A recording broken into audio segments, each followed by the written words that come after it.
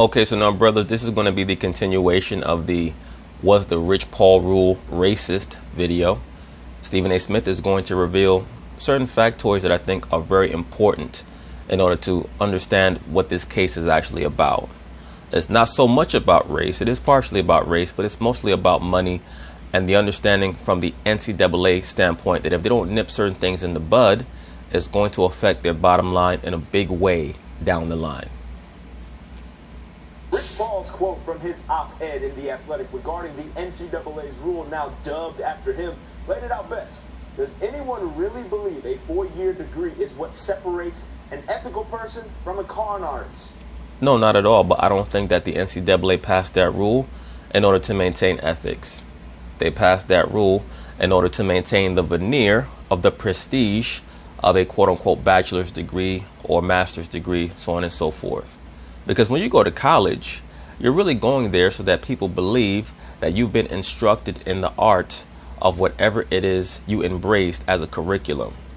I went to college and I became a doctor. I went to college and I became a lawyer. There are people out here on the streets that could be better advocates for other people than a college-trained lawyer. They're called gifted people. But if they did not go through the curriculum of understanding the minutia of the law, then it's not believed or it's not understood that they have the capabilities of being able to argue the case of another person before a judge. And that's why I state that what this is really about is the concept of the gifted person versus the educated person. And that's why it was so important for the NCAA to recruit a lot of quote-unquote college-educated Negroes, really fraternal order and sorority Negroes, i.e. BOULE, to try to bring in certain reforms, and then they could then blame them if the media were to come down on the NCAA, which is exactly what happened. The NCAA has since changed the rule to not require that 4-year degree and released this statement. We have been made aware of several current agents who have appropriately represented former student athletes in their professional quest, and whom the National Basketball Players Association has granted waivers of its bachelor's degree requirement. While specific individuals were not considered when developing our process, we respect the NBPA's determination of qualification and have amended our certification criteria. But Jalen Rose believes their intentions were already made abundantly clear. The dynamic has been for so very long, the people with degrees were advising those without them.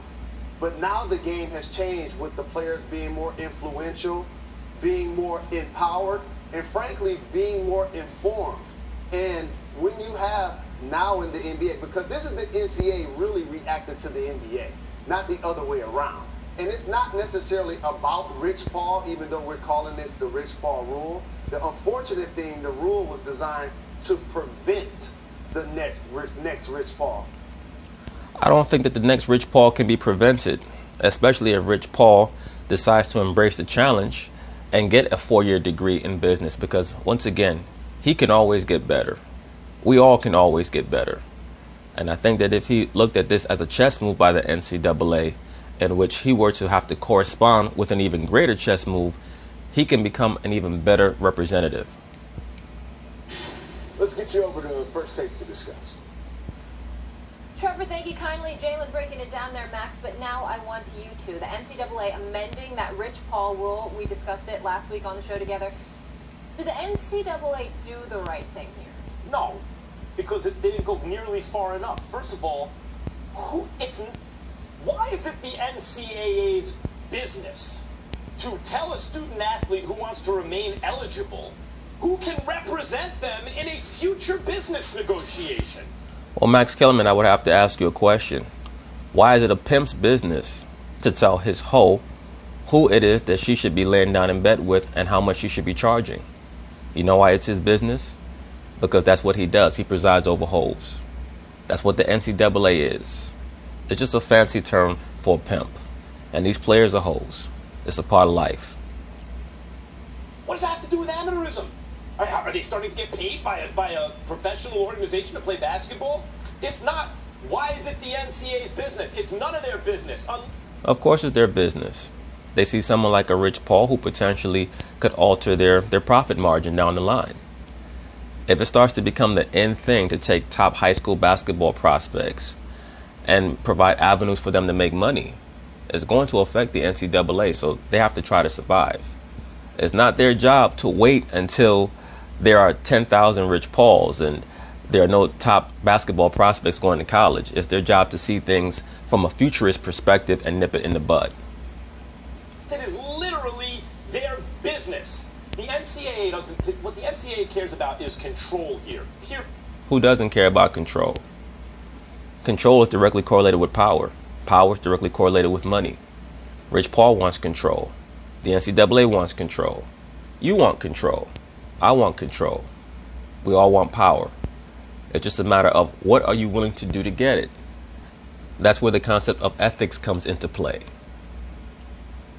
They want to control their commodities, which are the players and the school spirit they're kind of selling back to you, the fan, which is why they need that veneer of amateurism. But this is all about control, and it always has been. It's not enough to take back, well, okay, fine, you don't need a degree. Why does the NCAA, unless they're operating, which I think pretty clearly they are, is either a syndicate or you could even call it a cartel? Also monopoly, yes. They're a syndicate, a cartel, and monopoly. Yes, they are.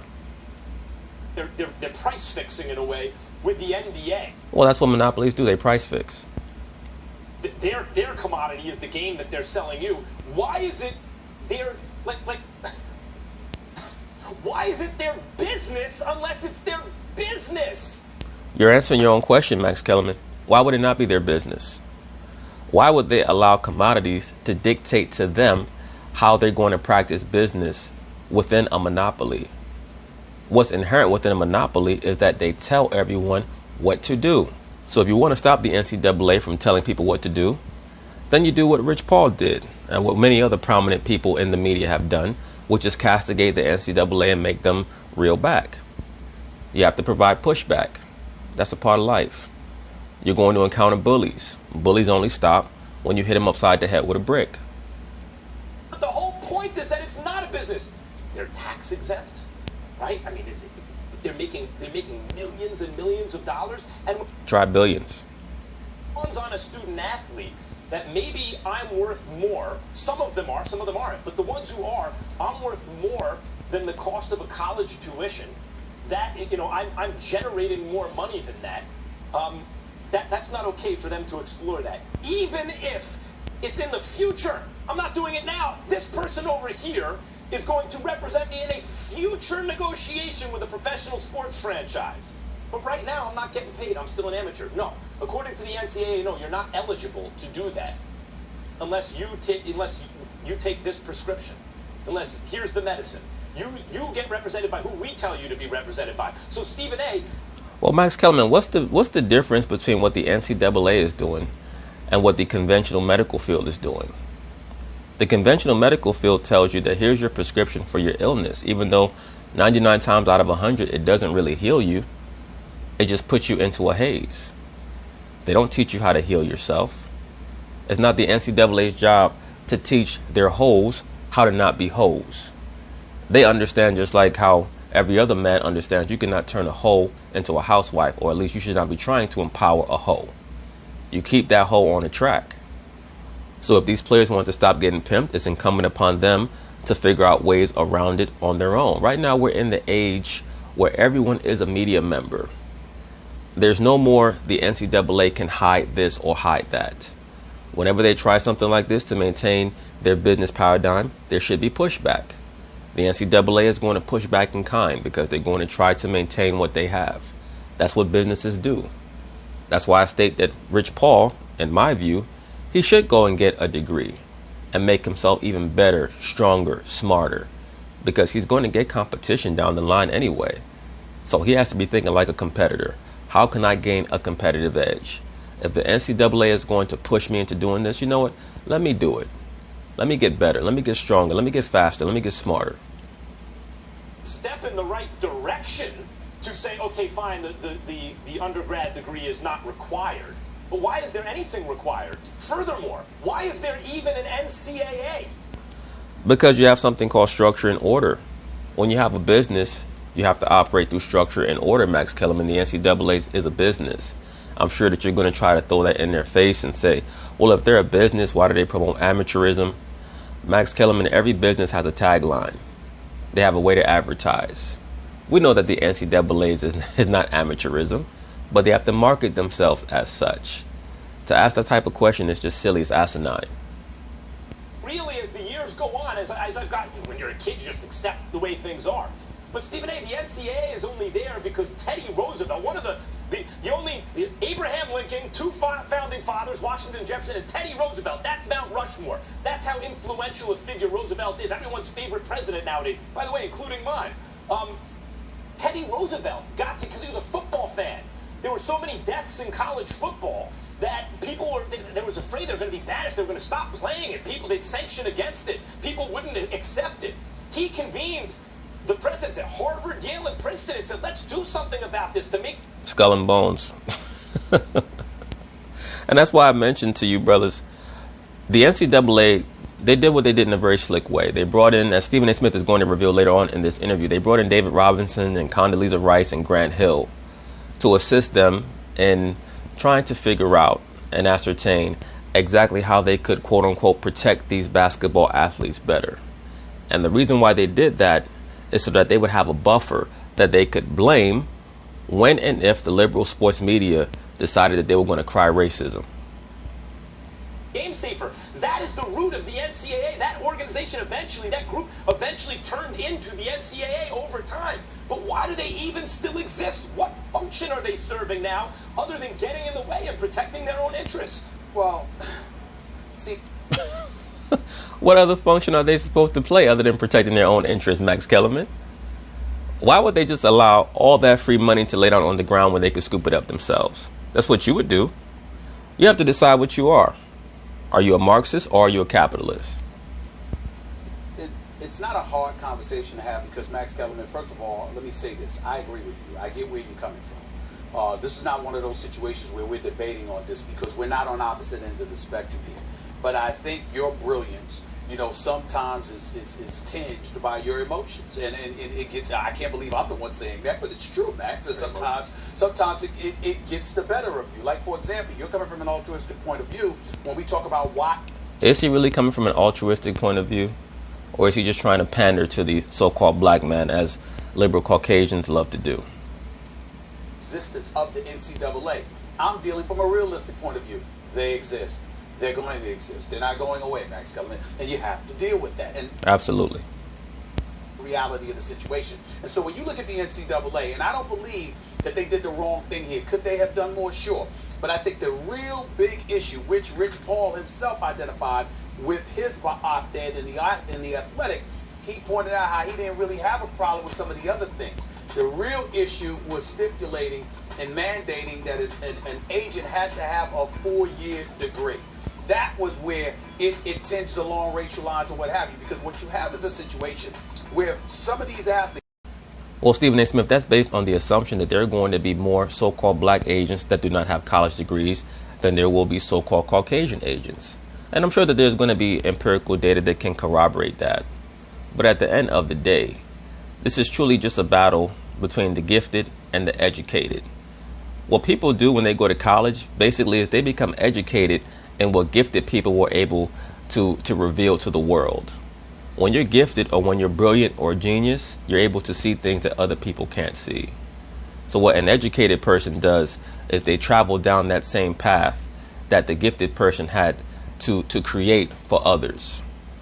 That's the focus. That's the purpose of someone who's gifted or brilliant, is to create a pathway for others to follow. That's why when you go to college, you embrace a curriculum. The term curriculum means a waterway or a pathway. Even in the scriptures, the term flowing water or a river is always analogous to knowledge.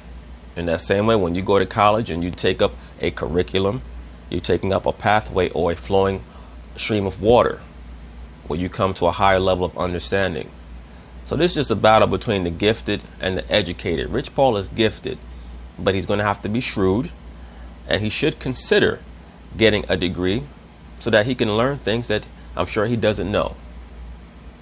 These athletes playing college football, college basketball, which are obviously the two revenue-generating sports in collegiate athletics. These individuals usually come from disenfranchised communities. And the fact of the matter is, even though somebody else may be college educated or whatever, maybe an intellectual, whatever the case may be, they're not necessarily the individual that those athletes particularly trust. They might have a relationship with somebody that's from their culture, that they identify with culturally, that may lack a 4-year degree and what have you. And that obviously, you know, Rich Paul and others have proven you don't necessarily have to have a 4-year degree in order to be an exceptional agent. So the NCAA stipulating that, they had, you know, some people sit there and say, what the hell are you thinking about? But here's where it gets tricky, Max Kellerman. It only gets tricky with what Stephen A. Smith is trying to say if you don't understand why the NCAA did what they did in comprising the board of certain prominent black people. But let's see what Stephen A. Smith is going to say here. Go to the NCAA page. I have it right in front of me, and I'll read this part to you. The Commission on College Basketball has been established by the NCAA Board of Governors, Division I Board of Directors, and NCAA President to fully examine critical aspects of Division I men's basketball. The Commission is strongly encouraged to identify bold legislative policy and structural modifications, etc., etc. Who's on this committee, Max Kellerman? Condoleezza Rice, Grant Hill, Mike Montgomery, the Admiral David Robinson, Gene Smith, the athletic director of Ohio State, and various others. Oh, all BOULE Negroes. What I'm saying to you is you actually had African Americans that made the recommendation to the NCAA that the NCAA ultimately took heat for adopting. Well, that's the point, Stephen A. Smith. The NCAA had to create a dynamic where they could deflect the blame back onto them and say, look, we didn't come up with this. They did. And that's okay. The BOULE Negro is set up to take those type of bullets because in return, they get continued affluence. For those of you who don't understand when I say BOULE, spelled B as in boy, O as in Oscar, U as in umbrella, L as in Larry, E as in Edward. That's talking about the concept of a proxy ruler or a proxy dignitary. The term BOULE or boulettes literally means advisor to the king. You take prominent blacks and they act as intermediaries between the masses of black people and the ruling class Caucasian. They've been educated in the Babylonian Kemetic mystery school system known as universities and colleges. So they know how to communicate with both sides. That's why they're placed in prominent positions. For those of you brothers who read the scriptures, Joseph of Arimathea was a member of the BOULE during his time period because he was a member of the Sanhedrin. The Sanhedrin was the BOULE of its time.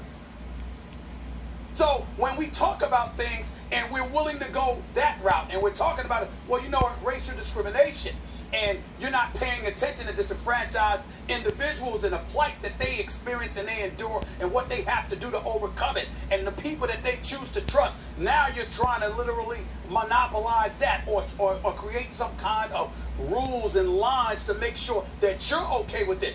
Well, African Americans assisted in making the recommendation to the NCAA. So now when we recognize that, we have to ask ourselves a question. Where is this coming from? And why would they make those recommendations? And what's the impetus behind it? I'm not saying I have the answers. What I'm saying to you is that... Well, I have the answer, Stephen A. Smith. The issue is that the BOULE have as much invested in maintaining the college system as the NCAA does. Because the college system is what has given them their identity. It's also what has empowered them. When they could walk around and say that I'm the recipient of a baccalaureate degree or a master's degree or a PhD.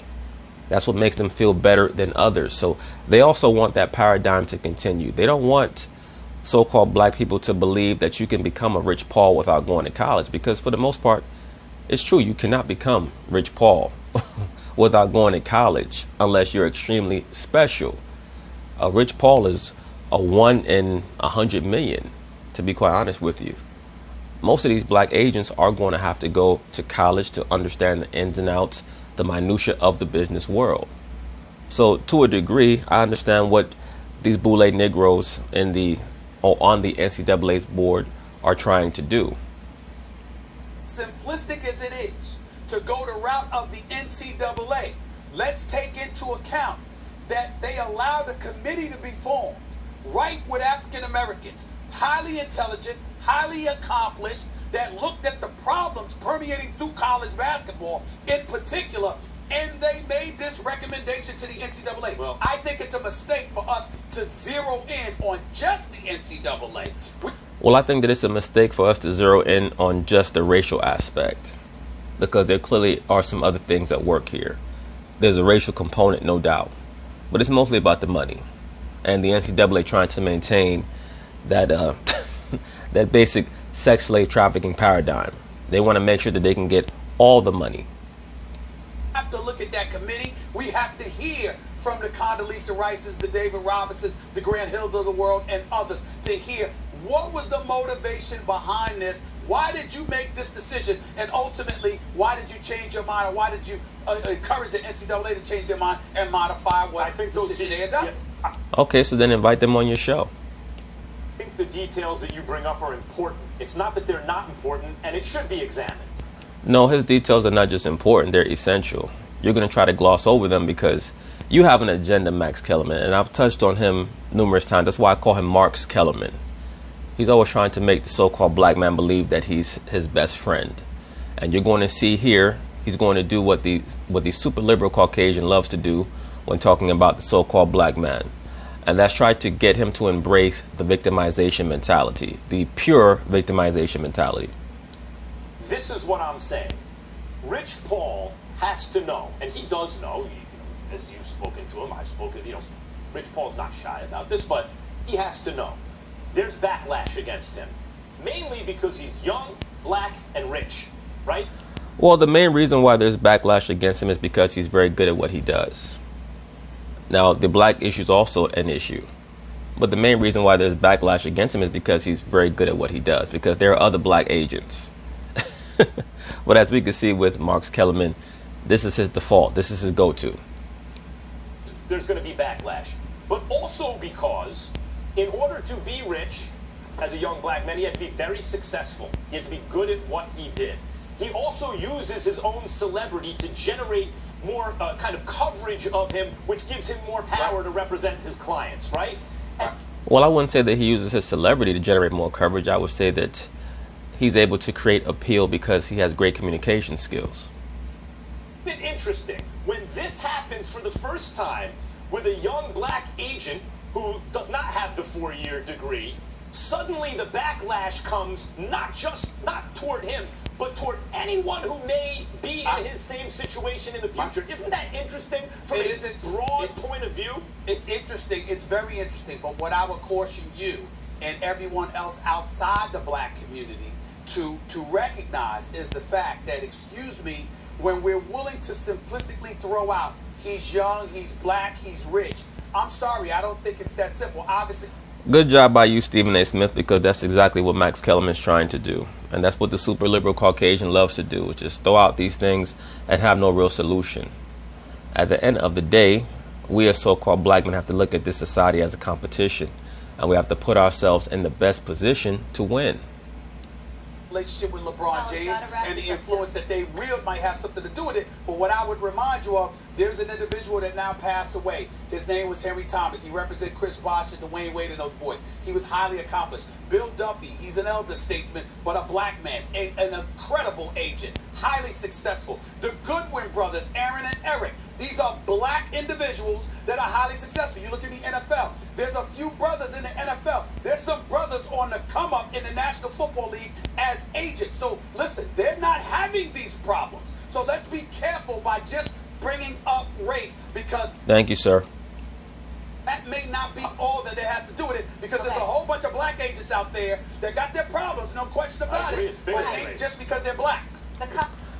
I hope that many of you brothers can see what is going on the mainstream liberal sports media and the mainstream media just in general. They're making concerted attempts to try to dictate to so-called black people what they should think about every story. So it's good when you have people like Stephen A. Smith, who has the backbone to push back on Max Kellerman or Marx Kellerman's attempts to make everything into a victimization paradigm. Rich Paul, you're just a victim. No, he's being attacked because he's the best right now. He's the most affluent. He's the most visible right now. It's not just because of race. Part of it's because of race, but I say maybe 10%. The other 90% is the NCAA sees that he's trying to alter their business paradigm, and he could potentially fuck with their money. It's riveting, and I'm sorry we have to cut it off because we got Adam Schefter to get to. I just want to note this Rich Paul rule only applied to the sport of basketball, and obviously they amended it. A lot more. But anyway, that's basically it on that. We'll see if there are any new occurrences or any new developments in this narrative. So peace.